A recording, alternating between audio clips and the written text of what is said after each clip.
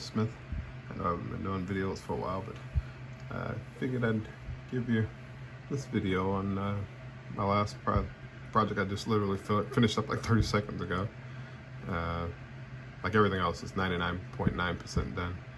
But I can say it really is 99.9% done, because the only thing missing is the brake master cylinder, which I just forgot to paint. But, and I also might do a little bit more dirtying on it and so on and so forth. But this is the thing I was working on.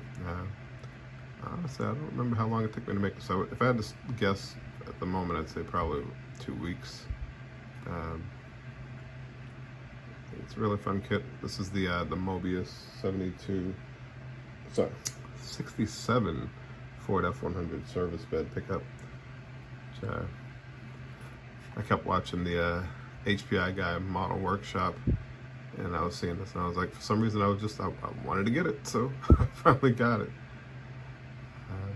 I'll probably throw up still pictures in this video to show you like the interior and everything, but like I say all the time, I really dig the weathered cars. Like, they're the most inspirational to me because there's no rhyme or reason to the paint job or anything like that. Basically just let your creativity go, and what comes comes. I know I didn't want it to have completely like beat up to a point where it wasn't drivable. I wanted it to look like, you know, seen some years on it. And if you follow me on Facebook, you probably followed the album that I've been putting up on this, and things I've done to it to weather it out and to get all these rust spots and so on. I really enjoyed that. I used a different method than I usually do. I used the hairspray method, which I've never used before. To be honest, I was trying to figure out how it even worked, but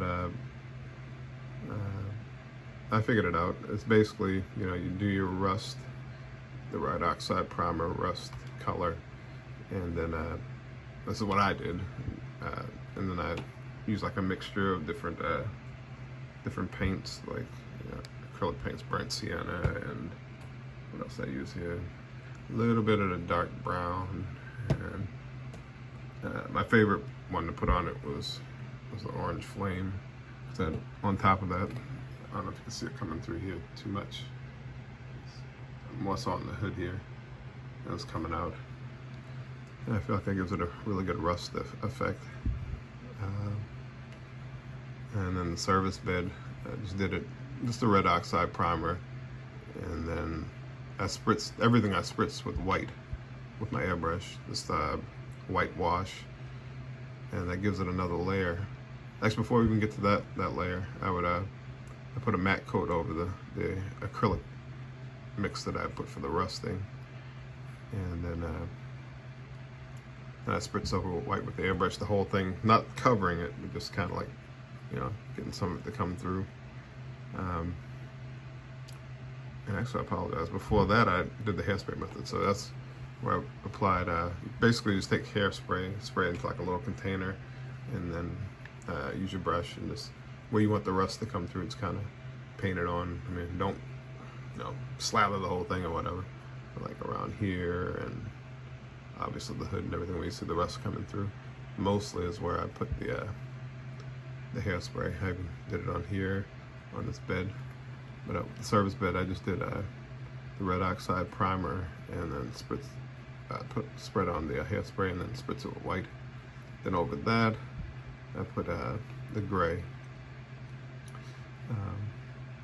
and then with the cab, after I did that whole witch's brew, I had paint left over from I recognize the Forgotten Muscle Car.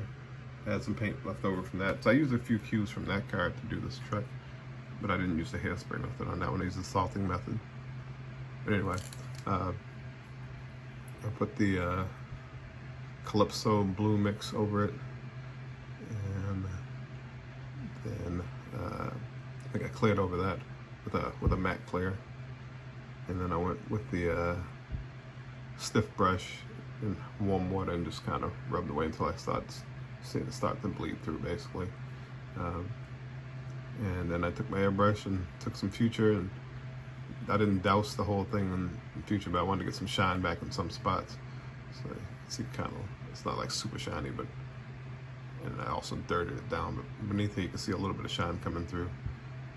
And then when that dried, I took the brush and went over it again so I can get these rust spots to come back out kind of dull again. And all the chrome on here has been dull coated.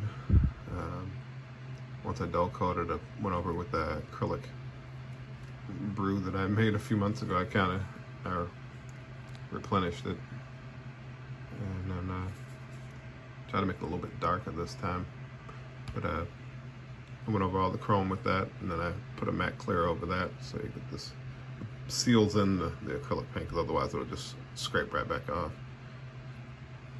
And then the gas cap here. I actually did this all today with the over the whole body, dirtying it down. But this is the Tamiya panel liner, which I just kind of let it run down, and then once that dried, I took a Create Effects rust and stain. I had heard that you couldn't get that anymore, but I found that at Michael's not too long ago, maybe a few months ago. And yeah, so then I just let that kind of just drizzle down, and it dries kind of shiny, so it looks like, you know, maybe it's a leaky gas cap or whatever. And then this truck actually has a little bit of a storyline behind it. If you watch the KBCC Garage, you know Frank, the mechanic on that show. This is actually his old shop truck from his old business before it went under. And the story behind it is, his business went under. He had a shady past. And then he redeemed himself. Now he's on the KBCC show or whatever. And since he's doing well, he had somehow come across his old shop truck, and he went out and bought it again. An elaborate backstory for this thing. Anyway, I didn't show under the hood, so like I said, I still have to do the brake master cylinder, but I will get to it. There's nothing to really write home on under the hood either. So. I tell you, these Moebius kits, they're really nice. And like everybody said when they build these things, the hardest thing about it, I guess, is the windshield. But I don't know, the more of them you build, the more you figure out a trick to get it in there. I think it's a lot easier if you're building a truck that's not going to be shiny, because then you don't really care about the paint. So when you get something like this right here, when you're trying to fit the windshield, then it doesn't really make a difference. And this little area right there, my finger is, that wasn't intentional either. But like it's been said many times before with weathered build, you know, anything you make, mistakes add to the story behind the vehicle. So that's what I'm going with.